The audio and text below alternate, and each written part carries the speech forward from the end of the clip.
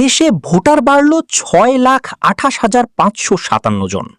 বৃহস্পতিবার 14 মে নির্বাচন কমিশনের ইসি জাতীয় পরিচয় নিবন্ধন অনুবিভাগের মহাপরিচালক AHM আনোয়ার পাশা এ তথ্য জানিয়েছেন। তিনি জানান, 2025 সালের 19 নভেম্বর থেকে এই পর্যন্ত ভোটার বাড়ল 6,28,557 জন। আগে ছিল 12,76,95,183 জন ভোটার। সব মিলিয়ে দেশে ভোটার এখন 12,83,23,240 জন।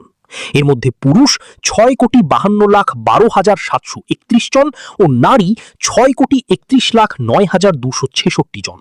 পর্যটকদের জীবনের নিরাপত্তা নিশ্চিত করতে কক্সবাজার ও পটুয়াখালীর সমুদ্র সৈকতে হেলথ সেন্টার স্থাপনের পরিকল্পনা করা হচ্ছে বলে জানিয়েছেন বেসামরিক বিমান পরিবহন ও পর্যটন মন্ত্রী আফরোজা খানম। এ লক্ষ্যে সংশ্লিষ্ট জেলা প্রশাসকদের দ্রুত প্রস্তাব পাঠানোর নির্দেশ দেওয়া হয়েছে বলেও জানান তিনি।